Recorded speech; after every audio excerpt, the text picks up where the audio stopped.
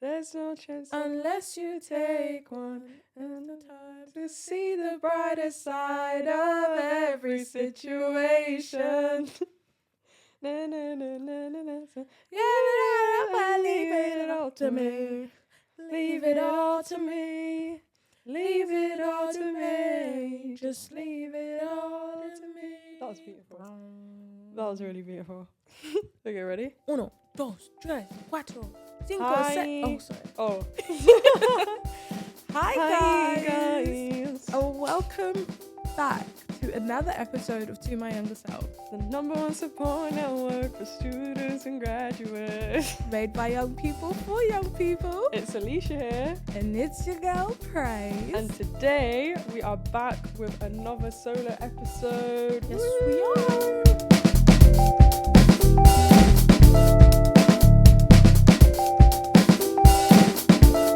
And today we are talking about identity crises.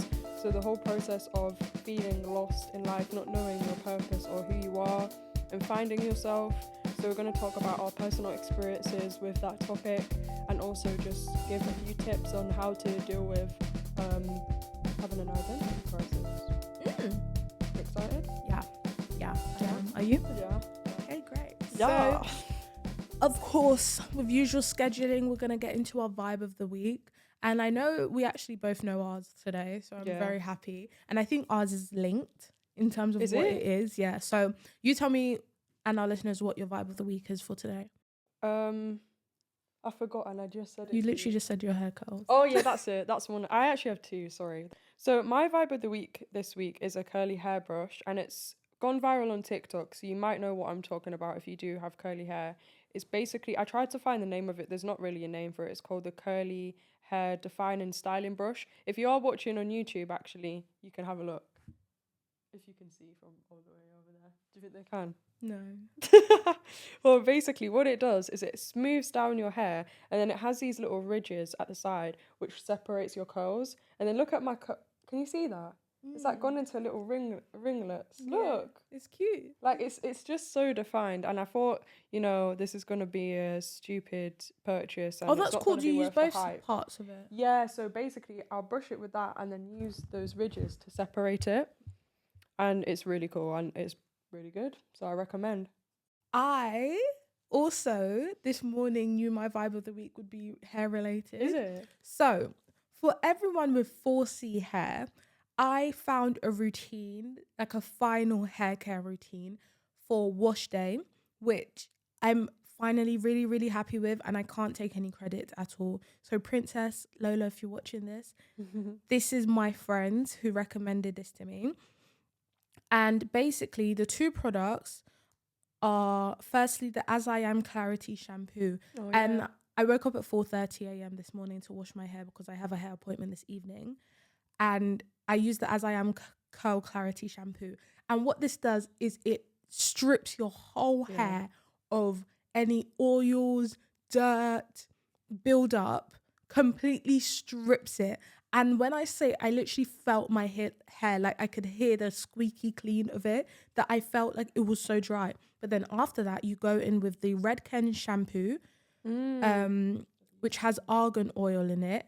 And it's for intense softness and shine. And what this does is moisturizes the hair after you've stripped it of all the oils, etc. And then you go in with any like conditioner that you would usually use. And I can honestly say once I was done, I was like, yep, like I'm sorted now. I can vouch for that. I've used both of them. Really? As well. Yeah. I had no idea. So good. I used Redken when my hair was really blonde, because they have like a good purple shampoo. But the point about clarifying shampoos I think is so important, because it's something I only learned recently as well. I think for like curly hair it's really important, because you might go like 2 or 3 weeks without washing your hair and you have such a build-up of oil in your hair products, and the clarifying shampoos really break down build-up. So like it does it so well. So I use Innocence clarifying shampoo. With hair I genuinely was never too fast. Yeah. And thank God for the hair I have. Like it's never been damaged. Yeah. So I never really paid attention to it until I was like, I want a proper routine that I can vouch for. Yeah. And I think I finally found it. So that is my vibe of the week. That's a really good one. Thank you. That's something I feel like that actually swings quite nicely into things, actually, because I had like a really unhealthy hair phase at one point. So when I was growing up, obviously I'm mixed race in case you didn't know already. But growing up, so I grew up with my mom who's British and well, she's not British, but she's white. And she struggled to do my hair quite a lot. She was actually really good with it when I was younger, like she would do cornrows and stuff like that to protect it. But I think when I got to high school, she just kind of was, just gave up because I used to whinge too much. So at high school, I would go in with like crazy hairstyles. Like it's actually so bad. Like when I look back at pictures, What type of hairstyle? it would just be scraped back into a bun. And I have quite a big forehead as well, if you can see on YouTube right now. And it would be scraped back. No edges, nothing, just like scraped back. Well, And I feel like when you were younger, no one knew edges were a thing. Yeah, true. You know the donuts? Yeah. Yeah, I use that as well. You send me pictures after this episode. No. No, you have to. I want to see. Oh, yeah, I'll actually bring it up on Facebook. But I think, anyway, the reason I talk about that is because I feel like for me, that was a big part of finding my identity and who I am was my hair journey. Because I used to actually straighten it all the time. And I don't know if any of the listeners can relate to this experience as well, having curly hair. You just feel like quite ashamed of it and you don't want to stand out, especially where I was growing up because there wasn't any other people that had the same hair texture as me at all. I just always constantly straighten it because that's the only way I knew how to manage it. Yeah. And it was so heat damaged by the time I moved away from Scotland and moved to London. Again, I'll show you pictures as well, Praise. That it was like so straggly. Like it would be really. I know like, what you're referring to. Yeah, it'd be really curly hair and then it would go into a straggle little heat damaged little. Did you cut thing. it or how did you deal with that? Yeah, I ended up cutting it, but I'd never did like a massive chop actually, apart from my friend that took care of that for me. Yeah, I never did a massive chop, but I think I just really, really took my time with it and started using products. And there was such an awkward phase as well where it was just really weird. Like I think it's called like a transitioning phase when you go from heat damage to your natural hair. And it took a while for me to get to like the state of my curls now. I'd probably say it came back in like year 11 maybe.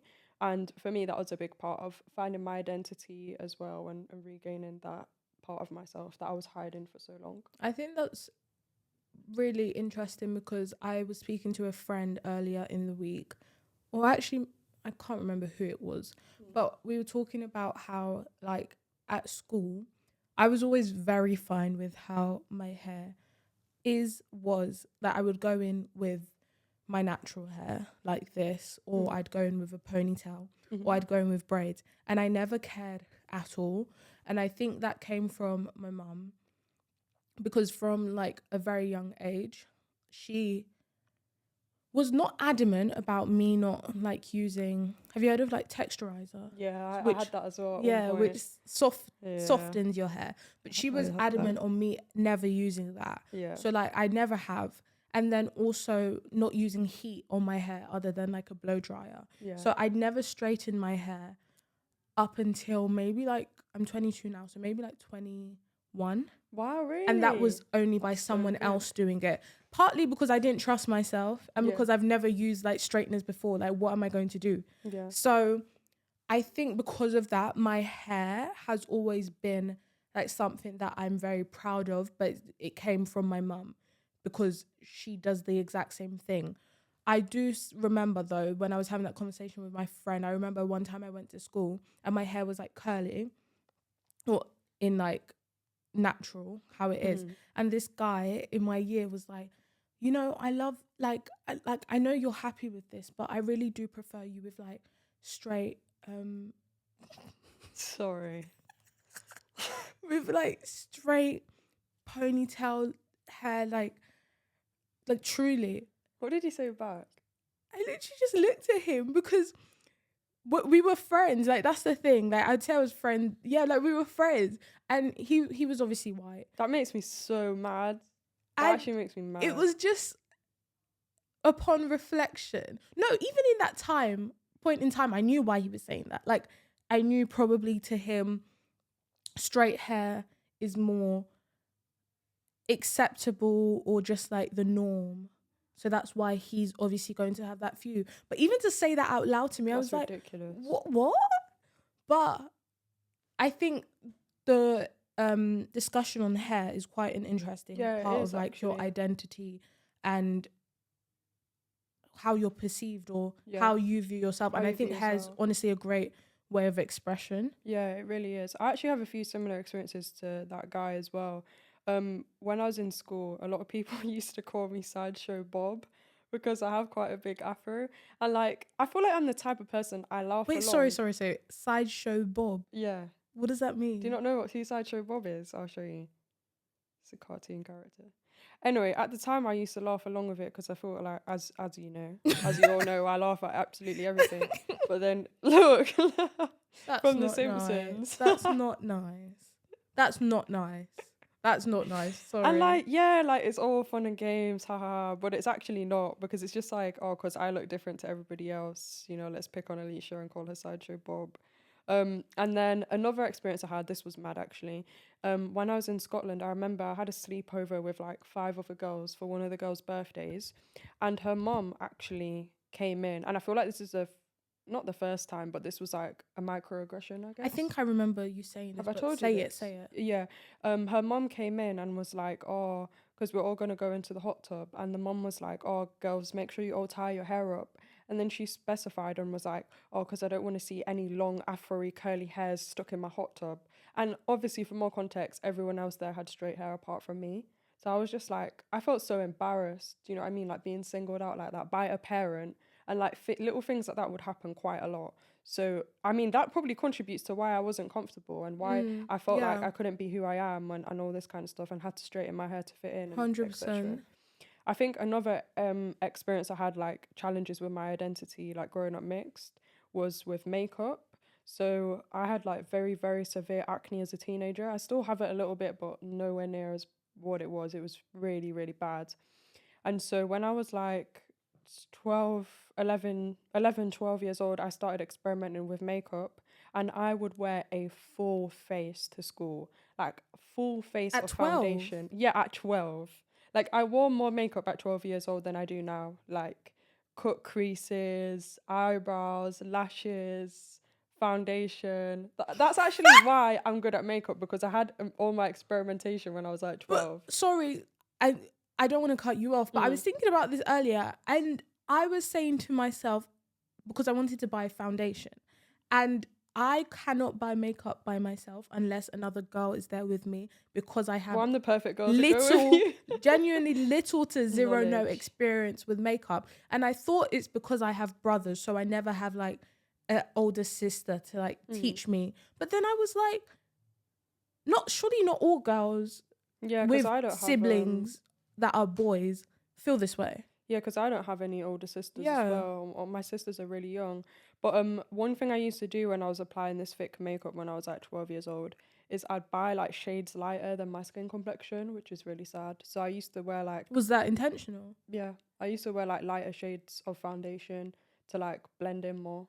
So I really it's actually crazy because obviously at the time I never thought anything of the things that I was doing or like I never analyzed myself and realized that I'm Yeah. having an identity crisis because that's exactly what it is. It's only now like upon reflection when I look back that I realize that those sort of crucial early teenage years for me was very difficult in terms of who I am. Do you feel like what shaped the perception that you had back then to do things like that?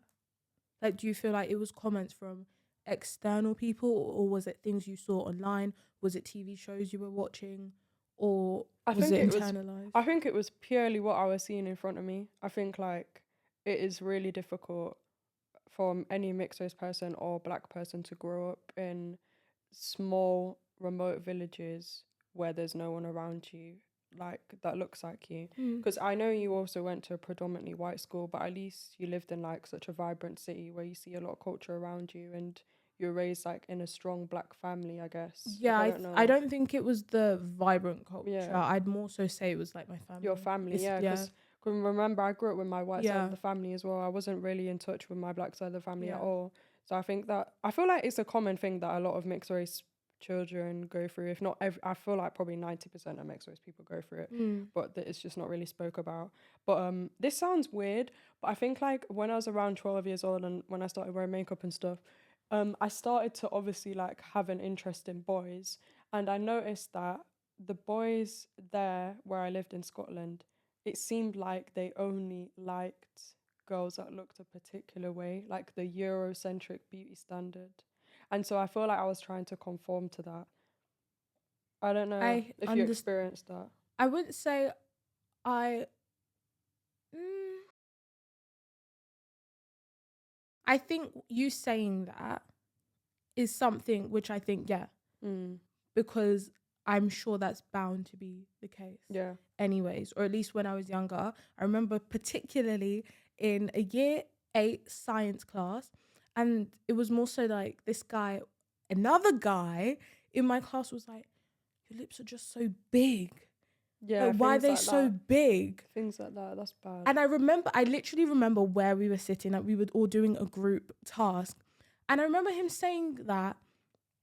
And sometimes I question like whether these things did affect me or do impact me, because I'm very happy that like things like that, I never changed anything. Like I tried not to dwell on it too much. I don't know why that's the case, but I think maybe it was a thing of me trying to ignore it as opposed to let it impact me and how I view myself.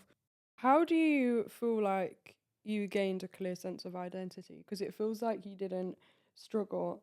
I mean, I don't want to speak for you, but it doesn't, it feels like you didn't really have a point where you struggled with your identity because you were very like sure and confident in who you are. Do you feel like that's true? And secondly, how did you gain that clear sense of identity?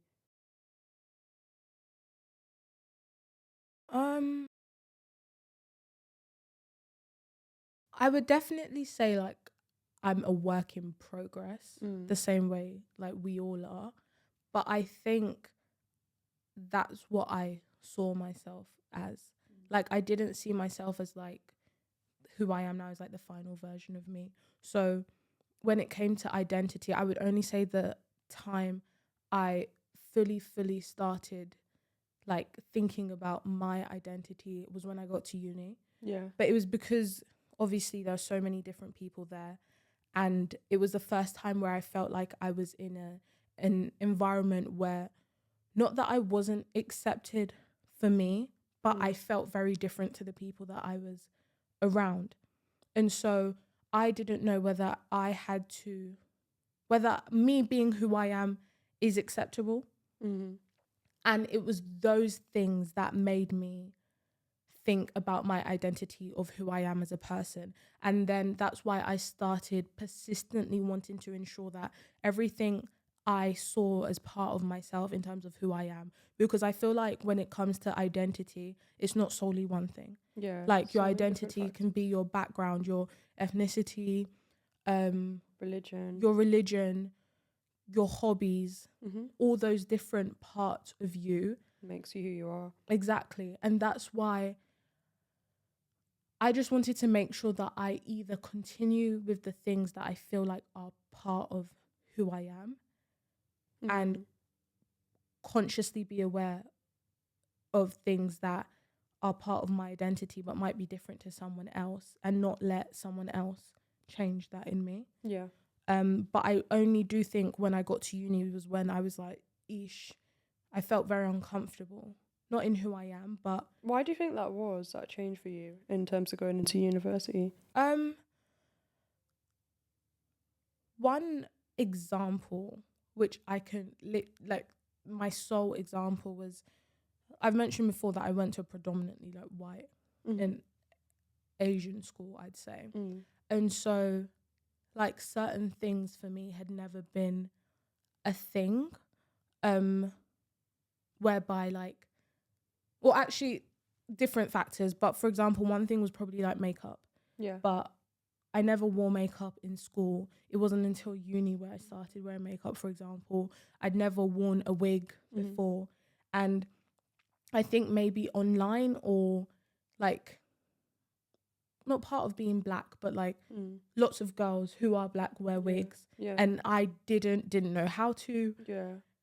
And I was like, will I be viewed differently because I don't do these things? Yeah, that makes and I sense. felt like more people were than aren't. You know, I feel like what you're talking about it just makes me feel like it's quite sad because I feel like in our community it's like seen as there's one way to be black. Yeah. There's one way to be black. There's one way to be mixed raced. When that's not the case at all. There's so many different definitions and so many different ways that you can be who you are and own who you are and still fit Yeah. into a community at the same time. Because yeah, I definitely hear what you're saying.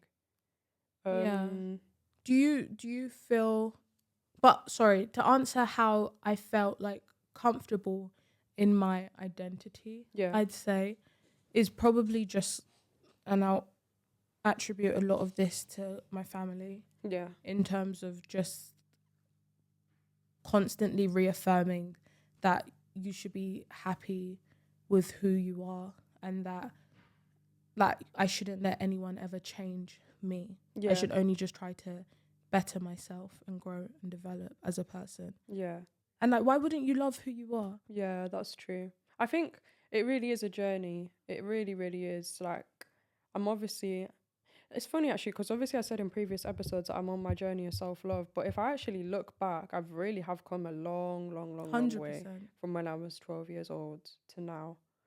Um, but I think it can be really difficult growing up in small areas, to be honest, and growing up outside of London. I can imagine. So I think the difference between, or for me, one thing that I also will also say is that I had like my family church, Yeah, and at my family church, it was all predominantly black people. yeah, So yeah, having that allowed me to feel within a black space where I see black women and had like my friends. yeah.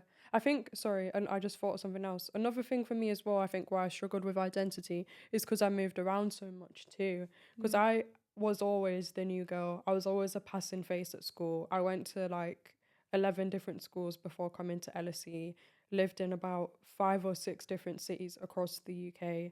And I would always come like halfway through the school year and it would always be like, oh, she's that mysterious person, she's a new girl, and it was a permanent thing. Did you ever feel at any point when you like joined these new schools that it was easier to probably just mold into like what everyone else is doing there as opposed to just being you? Or Uh, or what did you do when you got there? yeah, because I feel like when you're a new girl at school, the first thing that you do is you scope out and you try to understand the different sort of groups, the different sort of social groups in that school and in your year group. You also, something else I would always do is try to see who is dating who, because I never would want to have problems talking to somebody's man and I don't know it's someone's man. And then next minute everyone's getting onto you and da da da. So I feel like there is like that maybe first couple of weeks where you are observing, because school is such a brutal place as well, and it's nothing 100%. like going to university, nothing like that, because when you go to university everybody is new and everybody has a goal of making friends. Yeah. Whereas when you go into a new school, there's so many different elements that I would experience. There would be a lot of bitchiness as well amongst girls, because friendship groups would already have been formed and have been formed since like year 7, if not primary school, and you're just coming in and it's like, oh, who does she, there's a lot of who does she think she is, and people trying to assess how you are as well as a person. Yeah. Obviously I had a different experience at every different school, so that wasn't the case for every school. Some schools were easier to fit into than others, but it was pretty much the same case everywhere. When you were saying that, I was thinking, I do think the factor of you going to different schools Yeah, obviously would have an impact on your identity. yeah, Because for absolutely. me, I was in the same school for secondary school for 7 years. Yeah, So that helped me with my identity because I was growing through those 7 years, or like being around the yeah, same people for 7 years who accepted me for me. yeah, So I wasn't going to change yeah, because I wasn't moving about. Like it was just a new year, same people. yeah. Whereas you was different people, Exactly. different Always year. different faces, always. I think just moving away from our personal circumstances and upbringing, something that I wanted to ask you is if you've ever felt like, because I feel like with both of us, right, despite our different backgrounds and upbringings, we've both been very like academically gifted, I'd say, and very like academically inclined from day one, pretty much all the way through. Mm. Whereas for some students and maybe for some listeners, they might not know what they want to do, or they might not have certain things figured out. Like, for example, you knew that you wanted to do law pretty much. So how do you deal with sort of questioning your purpose and your place in the world, like what you are meant to do? Because I feel like that's such a big question. And I remember my auntie said this to me, actually, this quote that fits into the topic quite nicely. She said, there's two days that are most important in this world: the day that you're born and the day that you figure out why you were born.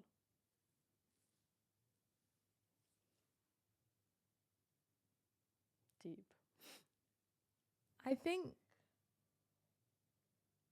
in answering your question, I do you know what your purpose is? Do Sorry, you? I did not even answer your question. I will ask you a question about, do you know what your purpose is? Because I feel like I have an idea, but there I do think there will be a day or a moment where I realize this was my purpose. I think a lot of the skills that I've been gifted, or that we've been gifted, are all in line with our purpose. I feel like, to answer your question, I feel like my purpose is to, I don't fully know my purpose. I feel like you discover that throughout life. But I think one of my purposes is to give back and to help in some way, one way or another, and to have some sort of social impact. Like, I strongly believe that. And I believe that for quite a few years, that God has kind of put me here to have some sort of social impact. And even just thinking about this podcast, not saying, oh, my only purpose in life is to have this podcast, but I do feel like this was a calling as well. Like, just giving back in the form of advising young people or motivating young people, similarly to how I do like public speeches and school talks and stuff like that. Like, to me, that's all intertwined with like who I am Yeah. and what I'm meant to do, if that makes sense. No, that makes sense. I don't know what. And the second thing as well, I'd say, sorry, in terms of my purpose, is just helping my family, because I feel like I'm the first in my family to get into certain spaces, like, you know, like higher education and the career that I'm going into, management consulting. And I really feel like I'm talking my immediate family anyway. I really feel like one of my purposes is to really sort of change, like, kind of break a generational curse and like change the trajectory for my family and really sort of improve things for my family, which sometimes is a lot of pressure when you think of things like that. Like, Yeah. it's quite overwhelming, but to me, I think that's one of my things as well. So do you feel like you think about your purpose often? Because I don't naturally think I do. I don't think I do, but I think those questions of your purpose and your place in the world come more into play when you're at a crossroads and you're not sure what to do. And then you can really get bogged down and get upset and not, you know, when you don't know what you're meant to be doing, or Yeah. there's not a clear thing in front of you. For example, I'm technically on a break right now from anything because we graduated and everything. We're not working right now. But I'm not sitting here thinking and questioning my purpose and all those type of things, because I know I have my job coming up in February. Whereas if I didn't have my job coming up in February and there was nothing for me to look forward That's to true. doing, I would definitely be in panic mode right now and feeling a bit lost. Yeah. But I think what I learned quite quickly, because I was always a person that had like a 5-year plan for my life and would like plan things out. And like, even when I was younger, I said I wanted to be a lawyer as well. Like, I've always had some sort of ambition. I didn't know that. Yeah, I know, it's crazy. You know, I wanted to go into criminal law. This was when I was like 15 or something. Literally, so it's changed quite a lot. But I'd always have like a clear ambition or goal to work towards. But that changed for me when I came to university. Because when I entered uni, obviously wanted to be a politician. That's what I had my heart set on doing. Then did some experience, didn't massively enjoy the think tank sector. And then second year, just decided to randomly try out different things. And I randomly tried out consulting and fell in love with it. And having that flexibility, in terms of not being strict in terms of what my ambition is and strictly sticking to going into politics, allow me to find something that I love and allow me to find the career that I'm doing now, essentially. So I think sometimes it's actually okay to embrace not fully knowing what your place is, because you need to be flexible in order to have an open mind and to find things that you do love. Otherwise, you'll never fully know. And I think having like bad experiences is a good experience too. All the time. I wanted to ask, as you were speaking, it just came to my mind. One of my friends from LSE, shout out to Zach, because this question is solely from you. I remember him posting one time on his story, and he said, do you think or do you believe that everyone has a purpose in life? What do you think? I said to him, yes. I think I said to him yes, but I can't remember my reason. I feel like I do, but my answer for that, I feel like yes, we do, and that doesn't mean everybody is going to be an inventor or to come up with something that changes the world or come up with a cure for cancer. No, because purpose and success is very different in different contexts, and there's not a single definition of success. So I feel like one person's purpose might be to be a brilliant dad. Like my dad always says he feels like his purpose in this lifetime was to be an amazing dad, and that's exactly what he's done by motivating us and encouraging us to believe that we can do whatever we want to do. And in his eyes, that is his purpose. So I feel like not everyone's purpose might be intertwined with a career goal per se, but I do feel like we're all here for a reason. And I think the way I think like that is because I have faith, and I don't feel like we're just put here for no reason to just run around and like But have no purpose. but with that, Like even insects have a purpose. Like everything has a purpose, and the whole ecosystem and everything like that. Everything works for a reason and works together. like it doesn't have to be a big thing. Like someone's purpose could be as small as an individual thing that they do. But I wanted to ask, but you already answered it in saying that you believe it's because of faith. Like you believe you have a purpose because of faith. Whereas for people who might not have faith, like do you think then their purpose is from within themselves? Potentially. Like they're thinking this is my, like your purpose is, their purpose is from them, not from God, for example. Yeah, definitely. Because obviously not everybody has faith. To me it is important. And when I say that, I'm not actually like ultra religious, I guess. Like I wasn't brought up in the church or anything like that. Like I went a few times as a kid. But for me, I feel like my faith is quite a personal relationship with God. And obviously there's loads of different religions out there and everything, and everyone has their own viewpoints. But yeah, potentially purpose can come from within as well. The next question that I wanted to ask you is about motivation. I was actually having a discussion with my dad recently about this topic. Have you ever felt at a point where you've just lost motivation to do anything? Like for example, you could have woke up today and feel like I am not motivated to go to the studio. I'm not in the mood at all. And when you have those days, how do you overcome it? I'd say the time in my life where I felt the least motivation I'd ever felt ever was from July 2023 to about March 2024. You came with dates. Yeah. Yeah. It was a long time, but I think it was more so from like August. But anyways, like those were quite a couple of months, I'm not gonna lie. Yeah. And for me, the only thing that, honestly, I reached a point where I did not care about anything at all. Like you couldn't force me to care about a single thing, because I did feel very, I wouldn't say empty is the wrong word, but I felt very helpless in terms of like just life. Like you lost hope.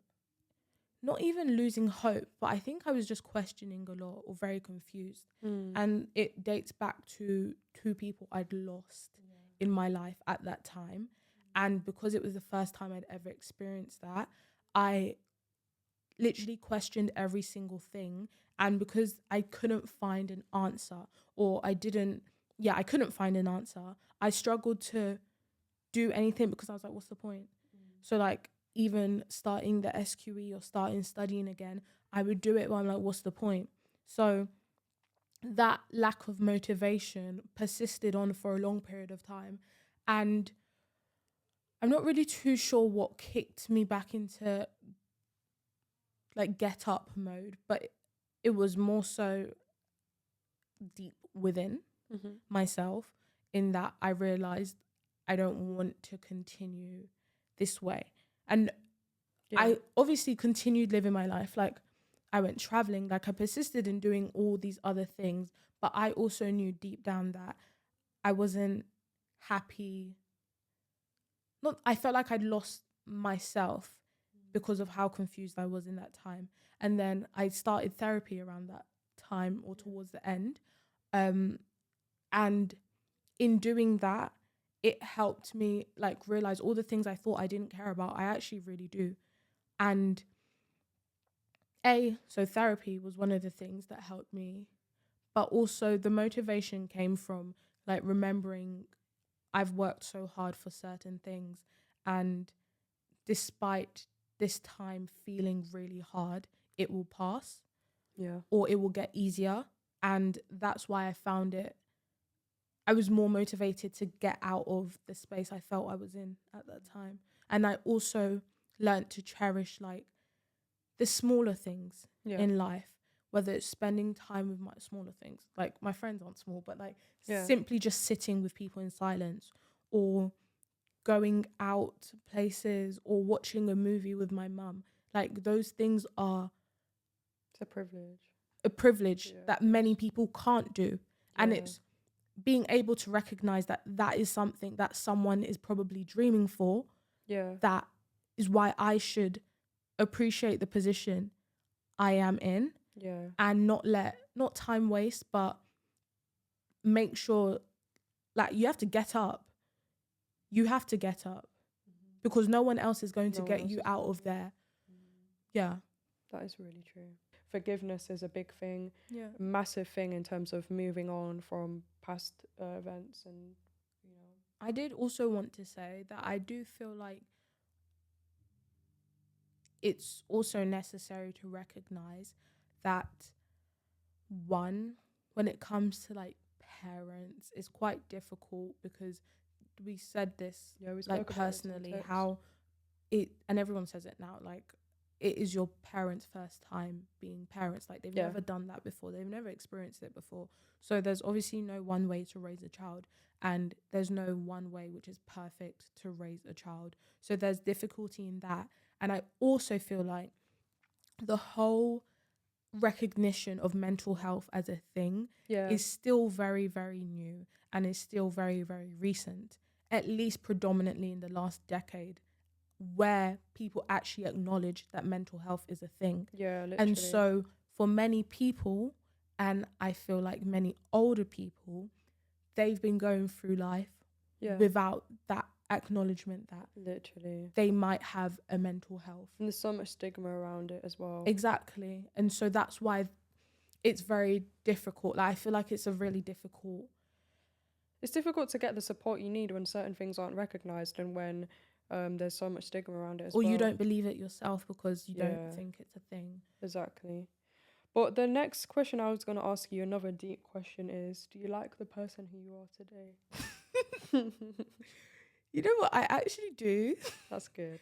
I think I've worked on myself a lot to be who I am today. And there are things that I still do want to work on. Can I give an example? I think not even being more open. One thing I want to work on is being more open. And I've said this before, in like wanting to let other people in. I think I'm still quite scared of people sounds crazy, but I'm still quite scared of letting people in, because I think I've always seen it as a weakness, and like when that happens, like, people will use it against you, even though honestly that's never happened to me. Maybe by one person, but that's never happened to me like in an extreme form. So I think that's what I want to work on. But overall, I am happy with the person I am, because I am. Good. I'm really Are happy. you? Yeah, I am as well. Yeah, I am. It's taken me a long time, but I am definitely happy with the person I am today. Like, I feel like I'm just like happy with like my soul, if that makes sense. Like, I feel like I actually have a very good heart, and I'm quite emotional and empathetic, and those are things that I wouldn't change, and I would never want those parts of me to change either. Um, and yeah, I feel like I am a good person, and I'm really happy with who I am today as well, for sure. One thing I also wanted to say is I think I'm really grateful for the qualities that I have and like that Yeah, has been gifted to me yeah, by God, yeah, because I think I can't imagine myself any different. yeah, Um, and temperaments that I don't have, to me, are a blessing, mm-hmm. because if I did, I think I'd be a headache. Like, Yeah, I know but what no, you I mean. am happy with who I am as a person. But like I said, it's all a work in We're all a work progress. in progress. And Nobody is perfect. We've all still got our flaws. yeah, As long as you're able to recognize them, I think the dangerous thing is when people can't recognize their own flaws. But what I wanted to do is just like if both of us give a final takeaway in terms yeah. of from this episode, and managing like finding yourself and feeling lost. Um, we never spoke about it earlier, but one thing I've been doing for a couple of years now is journaling. And I don't journal every day, but I have a journal that literally runs back to when I was in school, Oh in my secondary God. school. Can I actually just add to that? Sorry to interrupt you. I actually have always, well, I didn't call it journaling. I always had a diary as well. And you know what? I've not done it in a long time, but I think some point last year, I found my diary from those years that I was talking about, 12, 13, when I was really lost and living in Scotland. And when I read it, I actually cried so much. Like, just hearing how lost I was and how much hatred there was, and just like all those negative feelings that I was navigating at such a young age. Like, it was really, really sad to read those, but it's also really nice that I have that there, Yeah. and you've wrote down your feelings, because you Yeah. can really look back and think just how far you've come as a person. And I think a lot of people struggled to be able to do that. So the fact you Yeah. were doing that at 12 or 13 is exceptional. You There should was be proud. so much hatred in that ink. To who? Just everyone, just to life. Bless Everyone. you. So much hate. Oh my God. So sad. But yeah, journaling for me, I think for anyone who's ever struggling with their identity or trying to figure out who you are, I don't think there's a rush or there's an easy fix to knowing exactly who you are as a person. But journaling has really helped me understand how I feel about a lot of things, understand what I like, what I don't like. It's helped me in situations try to actually realize what is the problem that I feel at that point in time, or why am I feeling like this in particular. And that would probably be my biggest tip, because it's sometimes a lot to have everything just going on in your head Yeah. at the same time. So even if you just write, like, do a bubble, like a mind map, in the middle put who am I, Yeah. and write that down. That's such a good exercise for everyone to do. And if you write down something that you don't like, then you can see, like, that's maybe something I want to work on. I like that. I think my final piece of advice is, in terms of navigating identity crises, is surround yourself with people that empower you and uplift you and accept you for who you are, especially when you can. Obviously, it can be really difficult. Like I Yeah. said, it was difficult for me in certain situations, for example, when I lived in a small town.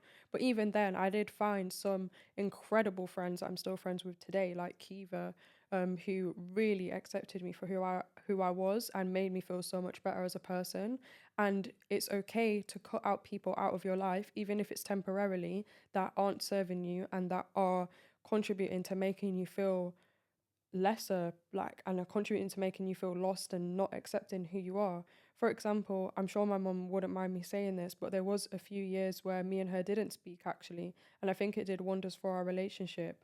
And I feel like the reason that I had to do that, even though it was really difficult not having a mother for that period, was because it was just too much navigating that difficult relationship and dynamic whilst also finding myself.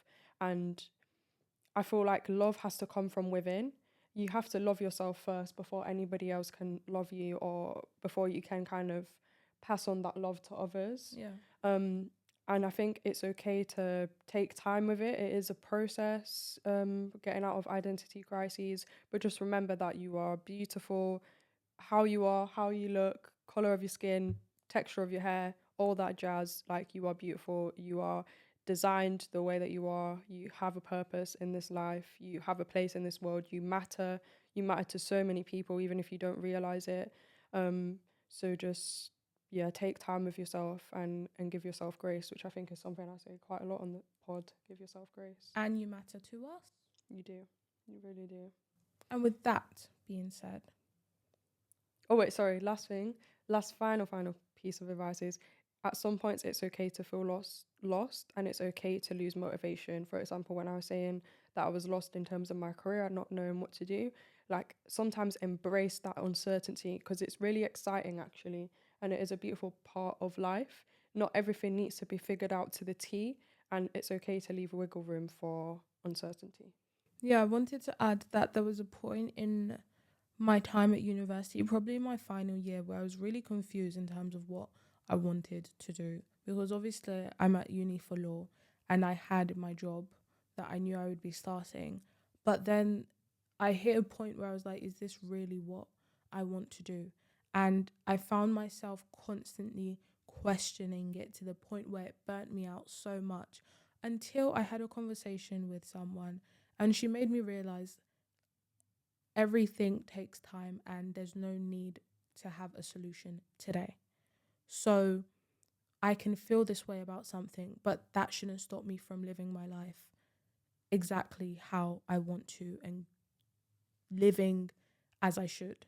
And so if you're ever feeling at a crossroads and you don't know what to do, to me, taking time and acknowledging that you don't need to have it all figured out is the best way. Yeah. It's similar to what we was talking about with Rory, isn't it? Yeah. Just having our own, everybody has their own timelines at the end of the day. So don't feel pressured to have something figured out because the next person has it figured out by 21 years old. Like, we really do have our own timelines and paths in this life. I'm a big believer of that. Yes, sir. Yes, sir. I enjoyed that one. It was a deep one. I hope you guys enjoyed it. Let us know if you did. As always, please rate the podcast on Spotify, Apple, wherever you're listening, and please subscribe and connect with us on Instagram as well. We'd love to hear from you. Again, we've said this before, but we love to hear your feedback, any DMs and your opinions on certain episodes. If you feel like how we felt at any point during this episode, let us know in the comments. Yes, sir. And I echo everything Alicia said. So thank you guys so much for watching or listening to another episode of To My Younger Self. It's been your girl Praise. It's been Alicia. And we will see you next week with another episode. Bye.